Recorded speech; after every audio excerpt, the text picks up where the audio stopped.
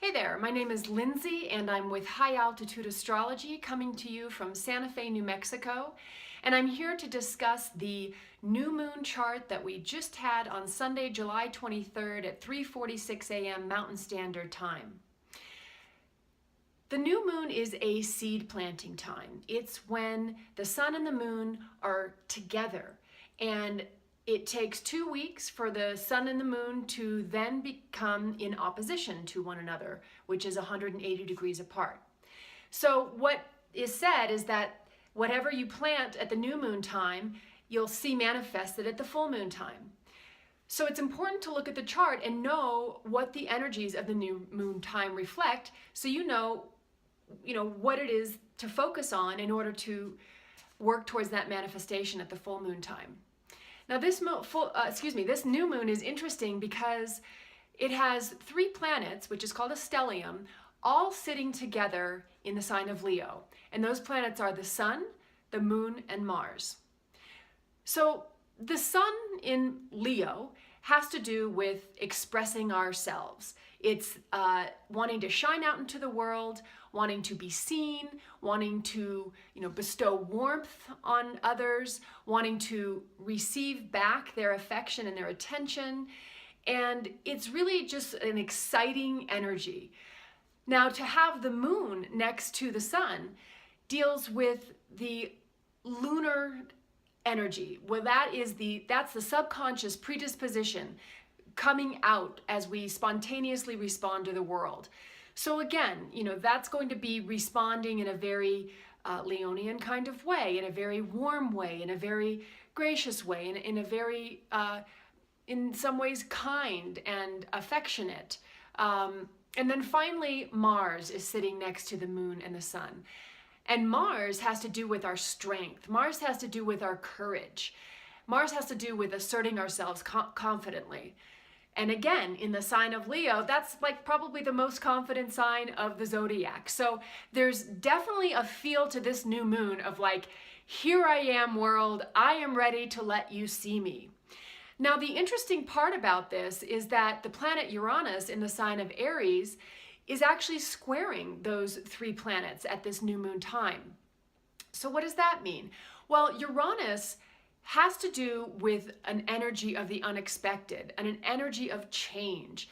It has a feeling of electricity to it. It's like coming out of nowhere. And so at this time, with Uranus squaring the sun, the moon, and Mars, it's sort of saying there's a disruption happening to the expression of those 3 planets, a necessary disruption that also needs to be incorporated into the expression of the sun, the moon, and the Mars. So it just means you might find that, well, you are, taking more chances, you're taking more risks in a way that allows others to see you. There's a couple of other things happening also at this new moon time, and one of them is the fact that the North Node and Mercury are conjunct also in the sign of Leo. So Mercury is dealing with how you communicate, and the North Node has to do with how you, the North Node has to do with a sense of destiny.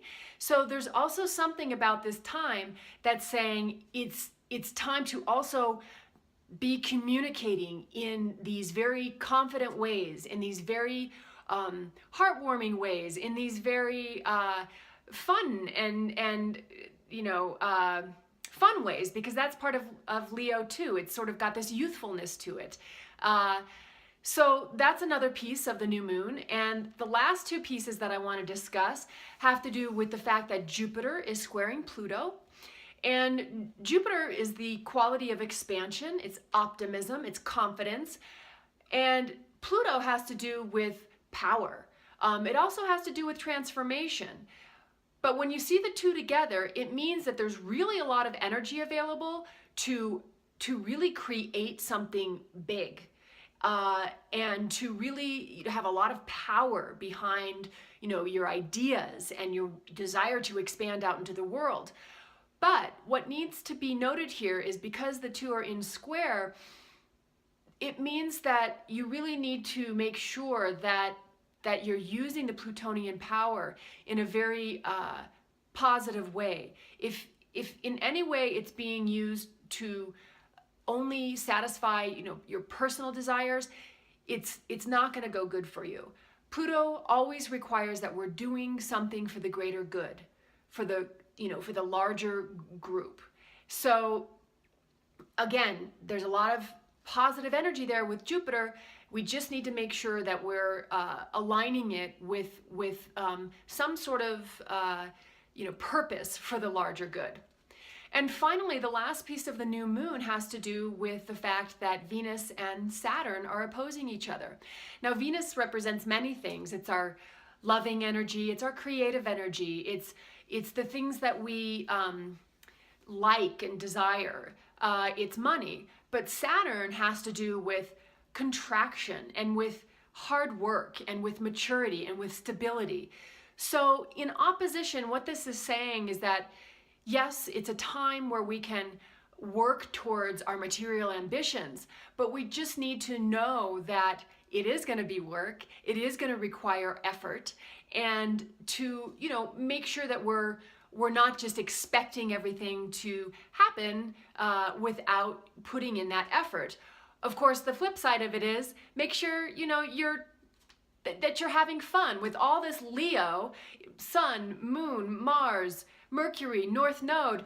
That's all about expressing yourself creatively. So don't let Saturn, bring you down in this process of really going after the things that you want in your life. Again, my name is Lindsay. I'm with High Altitude Astrology. You can find me on Facebook, Instagram, Twitter, at High Altitude Astrology, or if you would like to contact me, I can be reached at info@highaltitudeastrology.com. Thanks for listening, and adios.